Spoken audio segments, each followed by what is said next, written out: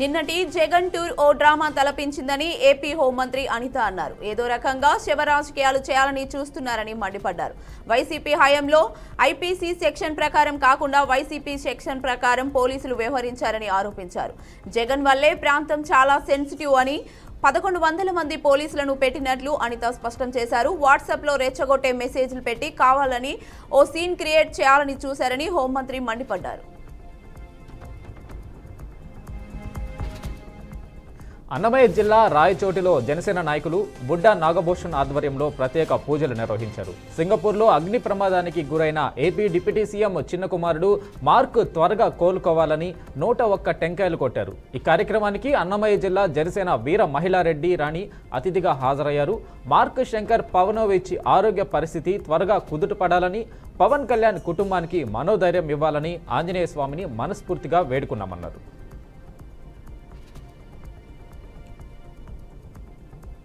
వికారాబాద్ జిల్లా తాండూరులో దారుణం చోటు చేసుకుంది. వైద్యుల నిర్లక్ష్యం, మాతా శిశు ఆసుపత్రిలో గర్భస్థ శిశువు మృతి చెందింది. ప్రభుత్వ ఆసుపత్రిలో స్కానింగ్ కోసం వచ్చిన గర్భిణీ మహిళను ఉదయం 10 గంటల తర్వాతనే స్కానింగ్ చేస్తామని సిబ్బంది చెప్పారు. అనంతరం ప్రైవేట్ ఆసుపత్రికి వైద్య సిబ్బంది తరలించారు. ప్రైవేట్ స్కానింగ్ సెంటర్ను ఆశ్రయించిన గర్భిణీ మహిళకు షాక్ తగిలింది. అప్పటికే శిశువు మృతి చెందిందని రిపోర్ట్ ద్వారా తెలిసింది. దీంతో వైద్యుల నిర్లక్ష్యమే కారణమంటూ ఆసుపత్రి ముందు బంధువులు ఆందోళన చేపట్టారు. తమకు న్యాయం చేయాలంటూ డిమాండ్ చేశారు. సినీ నటుడు మంచు మోహన్ బాబుకు ఎల్బీ నగర్ కోర్టులో చుక్కెదురైంది. జల్పల్లిలోని ఇంటి వివాదంపై గతంలో మోహన్ బాబు కోర్టులో పిటిషన్ వేశారు. మంచు మనోజ్ ఇంట్లోకి రాకుండా ఆదేశాలు ఇవ్వాలని పిటిషన్ వేశారు. ఇంట్లో ఇబ్బందులు గురి చేస్తున్నాడంటూ మంచు మనోజ్ పైన కోర్టును ఆశ్రయించారు. గతంలో మోహన్ బాబుకు అనుకూలంగా కోర్టు తీర్పు ఇచ్చింది. అయితే కోర్టును తప్పుదోవ పట్టించారంటూ కొన్ని ఆధారాలను మనోజ్ న్యాయవాది కోర్టులో ప్రొడ్యూస్ చేశారు. దీంతో మోహన్ బాబుకు ఎల్బీ నగర్ కోర్టు అనుకూలంగా ఇచ్చిన తీర్పును కొట్టివేసింది. అంతేకాకుండా తప్పిదంకు పాల్పడిన కోర్టు క్లర్కుకు న్యాయస్థానం మెమో జారీ చేసింది. కాకినాడ జిల్లా తెలుగుదేశం పార్టీ కార్యాలయంలో ప్రతి బుధవారం ప్రజా దర్బార్ నిర్వహిస్తామని ఎంపీ సానా సతీష్ తెలిపారు. అదేవిధంగా ఎమ్మెల్యేలు వారి నియోజకవర్గాల్లో ప్రజా దర్బార్ నిర్వహిస్తారని వెల్లడించారు. వైసీపీ నేతలు చెప్పిన సమస్యలు పరిష్కరిస్తామని, అయితే కరడుగట్టిన వైసీపీ నాయకులు వస్తే పనులు చేయమని ఈ సందర్భంగా స్పష్టం చేశారు. అలాగే కాకినాడలో క్రికెట్ స్టేడియం నిర్మాణానికి ప్రతిపాదనలు పరిశీలిస్తున్నట్లు ఎంపీ సతీష్ తెలిపారు. వైసీపీ కేడర్ వినాశనమే లక్ష్యంగా ఏపీ అధికారులు పనిచేస్తున్నారని వైసీపీ ఎంపీ అవినాష్ రెడ్డి మండిపడ్డారు. అక్రమ కేసులు పెట్టి వైసీపీ నేతలను అరెస్టు చేస్తున్నారని విమర్శించారు. కూటమి ప్రభుత్వం రాక్షసానందం పొందుతుందని అన్నారు. అన్నీ గుర్తుపెట్టుకుంటామని, అందరినీ గుర్తుపెట్టుకుంటామని, అక్రమ కేసులు పెడుతూ వేధింపులకు గురి చేస్తున్న ఎవరినీ వదిలే ప్రసక్తి లేదని హెచ్చరించారు. మాజీ డిప్యూటీ సీఎం అంజద్ బాషాను కడపలో అవినాష్ రెడ్డి పరామర్శించారు. తీవ్రవాది మాదిరి అహ్మద్ బాషాను ముంబైకి వెళ్లి తీసుకొచ్చారని ఆయన మండిపడ్డారు.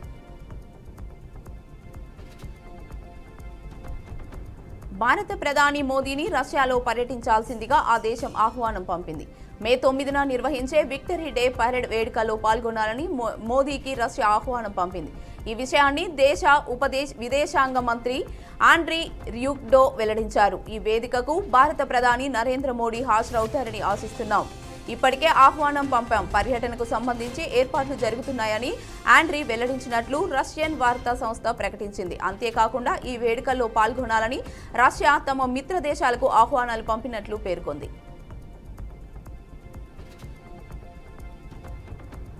చైనాలో ఘోర ప్రమాదం చోటు చేసుకుంది. ఓ నర్సింగ్ హోంలో జరిగిన అగ్ని ప్రమాదంలో 20 మంది మృతి చెందారు. చెంగ్డే నగరంలోని లాంగ్హువా కౌంటీలో ఈ ప్రమాదం చోటు చేసుకుంది. రాత్రి 9 గంటల సమయంలో నర్సింగ్ హోంలో మంటలు చెలరేగాయి.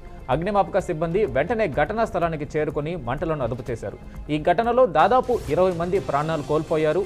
ఈ ప్రమాదానికి గల కారణాలపై అధికారులు విచారణ జరుపుతున్నారు.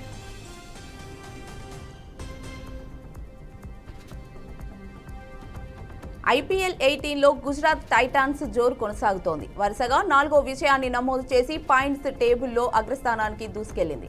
అహ్మదాబాద్ వేదికగా జరిగిన మ్యాచ్లో గుజరాత్ 58 పరుగుల తేడాతో రాజస్థాన్ రాయల్స్ ను చిత్తు చేసింది. సాయి సుదర్శన్ కీలక ఇన్నింగ్ ఆడి గుజరాత్ విజయంలో కీలక పాత్ర పోషించాడు. ముందుగా సుదర్శన్ రాణించడంతో గుజరాత్ నిర్ణీత 20 ఓవర్లలో 217/6 స్కోర్లు చేసింది. సుదర్శన్తో పాటు బట్లర్, షారుఖ్ ఖాన్ విలువైన రన్స్ జోడించారు.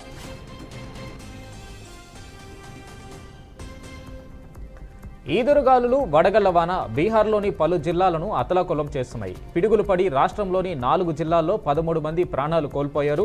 బెగూసరాయ్, దర్భంగా జిల్లాల్లో వేర్వేరు ఘటనల్లో 9 మంది మృతి చెందారు. పిడుగుపాటుకు మరణించిన వారి కుటుంబాలకు 4 లక్షల రూపాయల చొప్పున పరిహారం ఇవ్వనున్నట్లు ముఖ్యమంత్రి నితీష్ కుమార్ ప్రకటించారు. బాధిత కుటుంబాలకు సీఎం సంతాపం తెలిపారు. భారీ వర్షాల నేపథ్యంలో విపత్తు నిర్వహణ శాఖ జారీ చేసే సూచనల ప్రకారం నడుచుకోవాలని ప్రజలకు విజ్ఞప్తి చేశారు.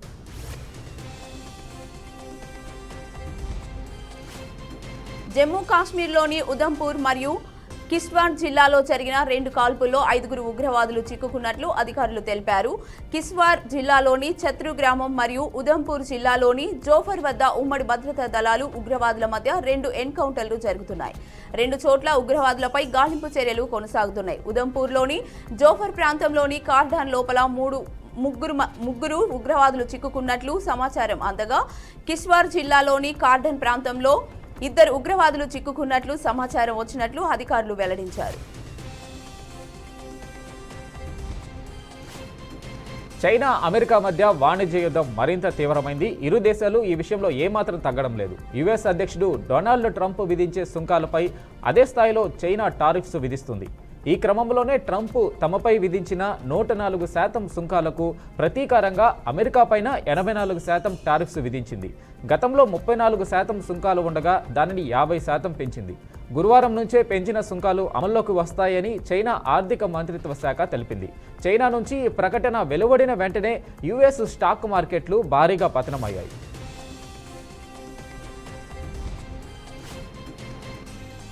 అమెరికా నిర్బంధంలో ఉన్న ముంబై ఉగ్రదాడి కేసులో ప్రధాన నిందితుడు తహవూర్ హుస్సేన్ రానాను భారత్కు ప్రత్యేక విమానంలో తీసుకొస్తున్నారు. తహవూర్ అప్పగింతలకు న్యాయ సంబంధమైన అవరోధాలన్నీ తొలగిపోవడంతో ఇండియాకు తీసుకొస్తున్నారు.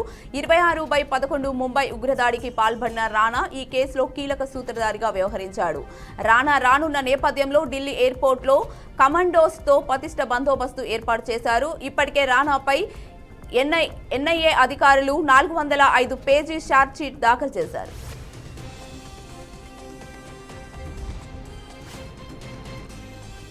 మాజీ మంత్రి కాకానిపై లుకౌట్ నోటీసులు జారీ అయ్యాయి. దేశం విడిచి వెళ్లకుండా పోలీసులు నోటీసులు జారీ చేశారు. ఎయిర్పోర్టులు, సీపోర్టులకు పోలీసులు సమాచారం ఇచ్చారు. 12 రోజులుగా పరారీలోనే కాకాని సహా 4 నిందితులు ఉన్నారని వారికి గాలింపు చర్యలు చేపట్టారు. హైదరాబాద్, బెంగళూరు, చెన్నై ప్రాంతాల్లో గాలిస్తున్నారు. ఇప్పటికే కాకాని ముందస్తు బెయిల్ పిటిషన్ను హైకోర్టు తిరస్కరించింది.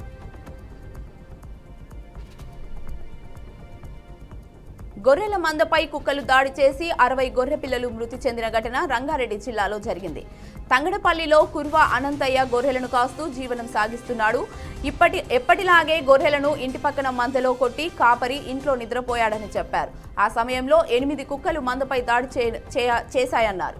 ఈ దాడిలో 35 గొర్రె పిల్లలు, 17 గొర్రెలు, 3 మేక పిల్లలు చనిపోయాయని యజమాని అనంతయ్య తెలిపాడు. 15 గొర్రెలకు తీవ్ర గాయాలయ్యాయని చెప్పాడు. ఇప్పటి వరకు 5 లక్షల రూపాయల నష్టం వాటిల్లిందని అన్నారు. ప్రభుత్వం ఆదుకోవాలని ఆయన కోరారు.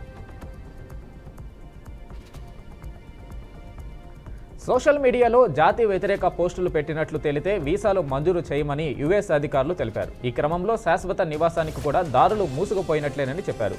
స్టూడెంట్ వీసాలు మొదలుకొని గ్రీన్ కార్డ్స్ వరకు అందరి సామాజిక మాధ్యమాలపై నిఘా ఉంచుతున్నామని తెలిపారు.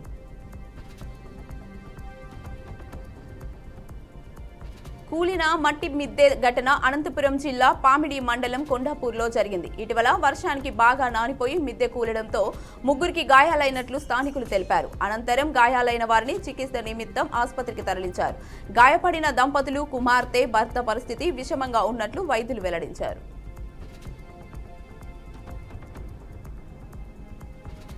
విజయవాడ ప్రకాశం బ్యారేజ్ పై నుంచి ఓ మహిళ నదిలోకి దూకింది. మేక దివ్య అనే మహిళ కుటుంబ కలహాల నేపథ్యంలో ఆత్మహత్యాయత్నానికి పాల్పడింది. సకాలంలో స్పందించిన ఎన్డీఆర్ఎఫ్ బృందం ఆ మహిళలను రక్షించారు. పోలీసులు చాకచక్యంగా డ్రోన్ ద్వారా బెలూన్లు పంపించి మహిళలను రక్షించే ప్రయత్నం చేశారు. నదుల నుండి ఒడ్డుకు చేర్చిన బలగాలు వివరాలు సేకరించి పోలీస్ స్టేషన్కు పంపించారు. అనంతరం పోలీస్ స్టేషన్లో కౌన్సిలింగ్ నిర్వహించి కుటుంబ సభ్యులకు అప్పగించారు.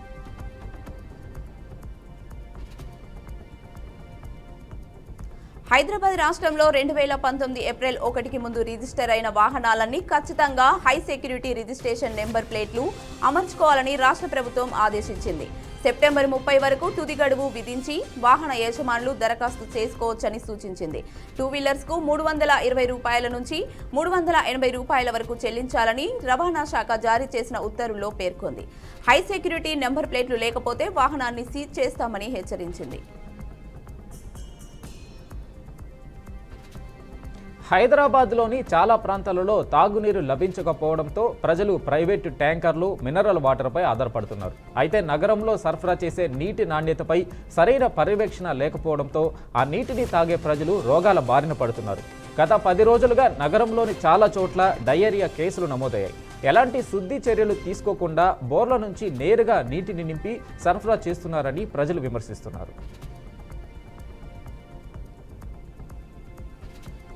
తెలంగాణ ప్రభుత్వం ప్రతిష్టాత్మకంగా యంగ్ ఇండియా పోలీస్ స్కూల్ను ముఖ్యమంత్రి రేవంత్ రెడ్డి ప్రారంభించారు. రంగారెడ్డి జిల్లా మంచిరేవులలో ప్రభుత్వం 1వ తరగతి నుంచి 5వ తరగతి వరకు విద్యా బోధనతో యంగ్ ఇండియా స్కూల్ ప్రారంభించాలని మొదట నిర్ణయించింది. మొత్తం 200 సీట్లలో 100 సీట్లు పోలీస్ సిబ్బంది పిల్లలకు, మిగతా 100 సీట్లు సాధారణ పౌరుల పిల్లలకు కేటాయించారు. పోలీస్ కోటాలో అమరవీరుల కుటుంబాలు, హోంగార్డుల నుంచి ఎస్పీ స్థాయి అధికారుల పిల్లలు చదువుకునే అవకాశం కల్పించారు.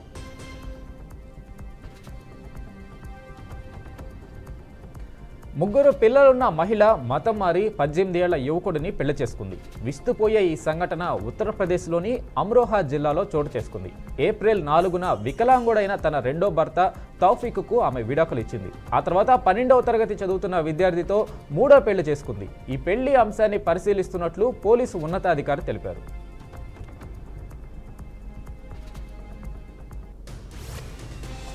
శాంటో డొమింగో డొమినికల్ రిపబ్లిక్లో తీవ్ర విషాదం చోటు చేసుకుంది.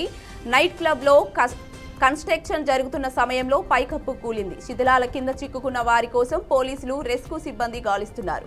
ఈ ప్రమాదంలో మృతి చెందిన వారి సంఖ్య 184 చేరినట్లు పోలీసులు తెలిపారు. మృతి చెందిన వారిలో మురాంగే గాయకుడు రూబీ పెరేజ్ కూడా ఉన్నారు. ప్రస్తుతం అక్కడ సహాయక చర్యలు కొనసాగుతున్నాయి. మృతుల సంఖ్య మరింత పెరిగే అవకాశం ఉన్నట్లు అధికారులు వెల్లడించారు. మల్కాపురం ప్రకాష్ నగర్లో గ్రామ సింహాలు స్వయం విహారం చేస్తూ చిన్నారులపై దాడి చేశాయి. సునకాల దాడిలో గాయపడిన చిన్నారిని చికిత్స కోసం ఆసుపత్రికి తల్లిదండ్రులు తరలించారు. ప్రజా ఆరోగ్య అధికారుల నిర్లక్ష్యం వల్లే ప్రమాదాలకు కారణమని స్థానికులు విమర్శిస్తున్నారు. వీధుల్లో కుక్కలు పెరిగిపోవడం వల్లనే ఈ దాడులంటూ ప్రజలు ఆగ్రహిస్తున్నారు.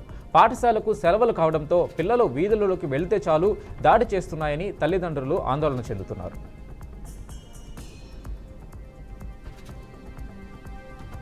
బళ్ళారి జిల్లా అసాంఘిక కార్యకలాపాలకు కూడా అడ్డగా మారింది. మట్కా, పేకాట, జూదాలు యథేచ్ఛగా కొనసాగుతుండటంతో పాటు స్పా మసాజ్ పేరుతో వేశ్యవాటిక తరహాలో అక్కడ అసాంఘిక కార్యకలాపాలు జరుపుతున్నారని పోలీస్ తనిఖీల్లో బయటపడుతున్నాయి. గతంలో స్పా మసాజ్లు చేయించుకునేందుకు బ్యాంకాక్ వెళ్లేవారికి లేదా బెంగళూరు వెళ్లేవారికి ఆ కష్ట నష్టాలు లేకుండా బళ్ళారిలో అన్ని సౌకర్యాలు కల్పిస్తూ లాడ్జి యజమానులు డబ్బుల కోసం వేశ్యవాటిక తరహాలోనే స్పా మసాజ్ సెంటర్లు నిర్వహిస్తున్నారు. నగరంలో పేరుగాంచిన ప్రముఖ లాడ్జీల్లో స్పా మసాజ్ సెంటర్లు ఉన్నట్లు బహిరంగంగానే ఫ్లెక్సీలు పెట్టి మరీ స్పా మసాజ్ వ్యాపారాలు చేస్తున్నారు. గత కొన్నేళ్లుగా బళ్ళారిలో స్పా మసాజ్ సెంటర్ల పేరుతో లాడ్జీల్లో అసాంఘిక కార్యకలాపాలు నిర్వహిస్తున్నారనే ఆరోపణలు ఉన్నాయి.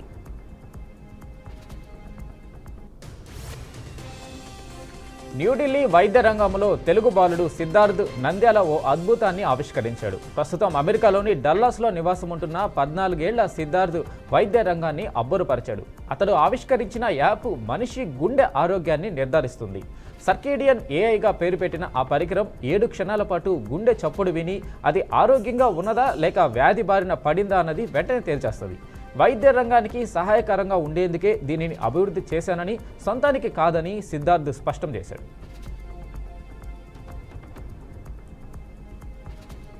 పెద్దపల్లిలో తీవ్ర విషాదం చోటు చేసుకుంది. బిడ్డకు ఉరివేసి తాను ఉరివేసుకొని తల్లి ఆత్మహత్య చేసుకుంది.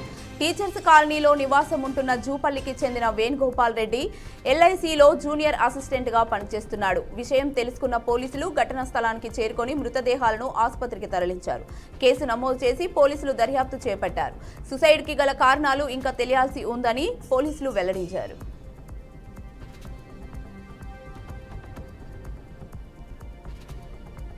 ఎన్టీఆర్ జిల్లా నందిగామ వీరులపాడు మండలంలో మద్యం దుకాణాలు బార్ అండ్ రెస్టారెంట్ను తలపిస్తున్నాయి. ఇటీవల స్పెషల్ ఎన్ఫోర్స్మెంట్ అధికారులు మద్యం దుకాణాల వద్ద పర్మిట్ రూములు నిర్వహించరాదనే నిబంధనను వెల్లడించారు. కానీ అధికారుల నిబంధనలకు విరుద్ధంగా బార్ అండ్ రెస్టారెంట్ను తలపించే విధంగా మద్యం దుకాణాన్ని నిర్వహిస్తున్నారని స్థానికులు తెలిపారు. వారిపై తగిన చర్యలు తీసుకోవాలని ప్రజలు అధికారులను కోరుతున్నారు.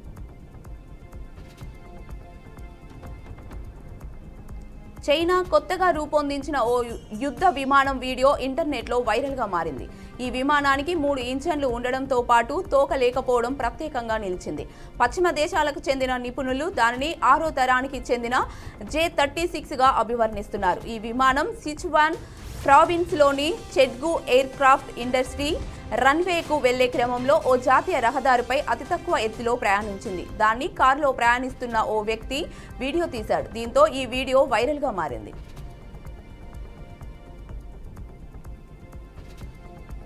హైదరాబాద్ కూకట్పల్లిలో అగ్ని ప్రమాదం చోటు చేసుకుంది. ప్రశాంత్ నగర్లో గల కాపర్ రీసైక్లింగ్ యూనిట్లో ఒక్కసారిగా మంటలు చెలరేగాయి. ఘటనా స్థలానికి చేరుకున్న ఫైర్ సిబ్బంది 3 ఫైర్ ఇంజన్ల సహాయంతో మంటలను అదుపు చేశారు.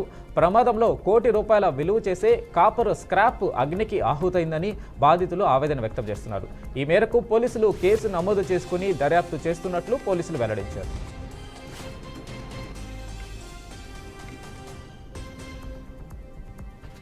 కామారెడ్డి జిల్లా నాగిరెడ్డిపేట తహసీల్దార్ కార్యాలయం ఎదుట ఓ వ్యక్తి అర్ధనగ్న ప్రదర్శన చేశారు. నాగిరెడ్డిపేట గ్రామానికి చెందిన శ్రీనివాసరావు వారసత్వంగా రావాల్సిన భూమిని వాళ్ళ అన్నయ్య బాబురావు తప్పుడు మార్గం ద్వారా పట్టా పొందాడని చెప్పాడు. భూమి లేకున్నా పట్టా పొందిన వ్యక్తిపై చర్యలు తీసుకోవాలని ఎంఆర్ఓ ఆఫీస్ ఎదుట అర్ధనగ్న ప్రదర్శన చేస్తూ తనకి న్యాయం చేయాలని డిమాండ్ చేశారు. ఎన్టీఆర్ జిల్లా ఇబ్రహీంపట్నం కొండపల్లి బొమ్మల కాలనీలో జిల్లా కలెక్టర్ డాక్టర్ లక్ష్మీశా పర్యటించారు. కొయ్య బొమ్మలతో ప్రపంచ ప్రఖ్యాతిగాంచిన కొండపల్లిని ప్రభుత్వం పర్యాటక హబ్గా తీర్చిదిద్దుతున్నట్లు చెప్పారు. బొమ్మల విక్రయ కేంద్రాన్ని సందర్శించి హస్త కళాకారులతో మాట్లాడి వివరాలు అడిగి తెలుసుకున్నారు. కొండపల్లి బొమ్మలు కిల్లా జియో ట్యాగ్ అయినందున వాటి ప్రాముఖ్యతను మరింత చాటి చెప్పనున్నట్లు చెప్పారు. పర్యాటకులు ఈ ప్రాంతాన్ని సందర్శించి బొమ్మను కొనుగోలు చేసేలా తీర్చిదిద్దుతామని కలెక్టర్ హామీ ఇచ్చారు.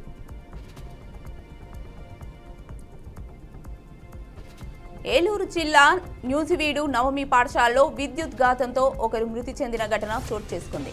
పట్టణంలో నూతనంగా ప్రారంభించనున్న నవమి పాఠశాల నిర్మాణ పనులు చేస్తున్న మైనర్ బాలుడు ప్రవీణ్కి విద్యుత్ షాక్ తగిలి అక్కడికక్కడే మృతి చెందాడని స్థానికులు చెప్పారు. సమాచారం తెలుసుకున్న పోలీసులు ఘటనా స్థలానికి చేరుకొని కేసు నమోదు చేసుకుని దర్యాప్తు చేపట్టారు.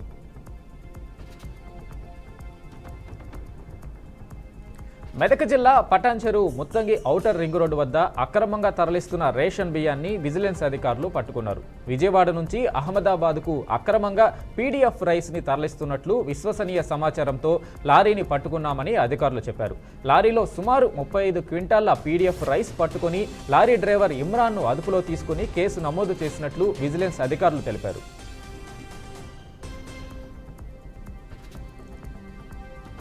పెద్దపల్లి జిల్లా రామగుండం రిజిస్ట్రేషన్ కార్యాలయాల్లో స్లాట్ బుకింగ్ రిజిస్ట్రేషన్ ప్రక్రియను రాష్ట్ర ప్రభుత్వం ప్రారంభించింది. రోజుకు 48 స్లాట్ బుకింగ్ అందుబాటులో ఉంచుతామని సబ్ రిజిస్టర్ బాలకిషన్ చెప్పారు. గతంలో రిజిస్టర్లు చేసుకోవాలంటే రోజుల తరబడి తిరగాల్సి వచ్చేదని, స్లాట్ బుకింగ్ ప్రక్రియ ద్వారా తమకు వెసులుబాటు కలిగిందని ప్రజలు హర్షం వ్యక్తం చేశారు. స్లాట్ బుకింగ్ ద్వారా రిజిస్ట్రేషన్ ప్రక్రియ వేగవంతం కావడంతో పాటు ప్రజలకు త్వరగతిన సేవలు అందుతాయని, ప్రభుత్వం కల్పించిన ఈ సదుపాయాన్ని ప్రజలు సద్వినియోగం చేసుకోవాలని సబ్ రిజిస్టర్ కోరారు.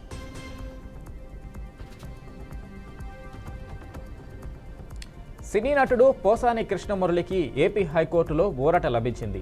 సూళ్లూరుపేట పోలీసులు నమోదు చేసిన కేసులో తదుపరి చర్యలపై క్వాష్ పిటిషన్ దాఖలు చేశారు పోసాని. అయితే పోసాని పిటిషన్పై విచారణ జరిపిన న్యాయస్థానం కేసుపై తదుపరి చర్యలు నిలిపివేస్తూ స్టే ఇచ్చింది. కోర్టు ఆదేశాలను పట్టించుకోకుండా వ్యవహరించారని సీరియస్ అయింది. మురళీకృష్ణకు హైకోర్టు ఫామ్ 1 నోటీసు జారీ చేసింది. రిప్లై కౌంటర్ దాఖలు చేయాలని ఆదేశిస్తూ తదుపరి విచారణను ఈ నెల 24వ తేదీకి వాయిదా వేసింది ఏపీ హైకోర్టు.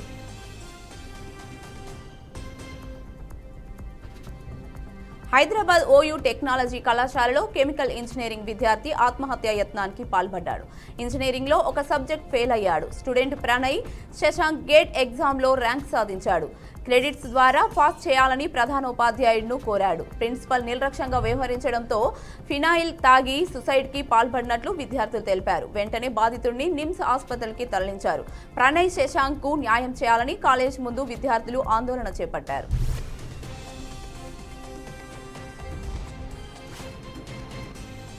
నెల్లూరు జిల్లాలో దారుణ హత్య చోటు చేసుకుంది. ప్రగతి నగర్లో కారు డ్రైవర్గా పనిచేస్తున్న దుద్దేలు వాసును గుర్తు తెలియని వ్యక్తులు దారుణంగా చంపారు. స్థానికులు మృతదేహాన్ని గమనించి పోలీసులకు సమాచారం ఇచ్చారు. ఘటనా స్థలానికి చేరుకున్న పోలీసులు కేసు నమోదు చేసి దర్యాప్తు చేపట్టారు.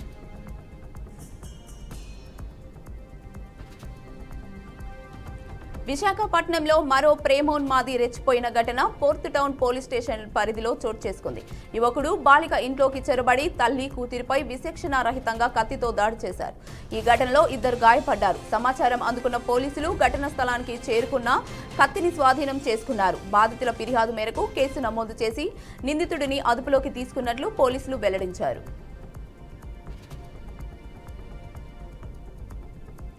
నిర్మల్ జిల్లాలో బాసరా త్రిబుల్ ఐటీలో కాంట్రాక్ట్ అసిస్టెంట్ ప్రొఫెసర్ల నిరసన చేపట్టారు. బాసరా త్రిబుల్ ఐటీ ప్రధాన ద్వారం ఎదుట సుమారు 73 మంది అసిస్టెంట్ ప్రొఫెసర్లు బైఠాయించిన నిరసన తెలిపారు. హైయర్ ఎడ్యుకేషన్ కౌన్సిల్ ముట్టడికి యత్నించిన అసిస్టెంట్ ప్రొఫెసర్లను అరెస్టు చేయడంపై నిరసన వ్యక్తం చేశారు. జీవో నెంబర్ 21ని రద్దు చేసి తమ సమస్యలను పరిష్కరించాలని డిమాండ్ చేశారు. గత 15 సంవత్సరాల నుండి విధులు నిర్వహిస్తున్న తమను పర్మినెంట్ చేసి ఉద్యోగ భద్రత ఇవ్వాలని కోరారు. ప్రభుత్వం వెంటనే స్పందించి పరిష్కరించకపోతే బాసరా త్రిబుల్ ఐటీని స్తంభింప చేస్తామని హెచ్చరించారు.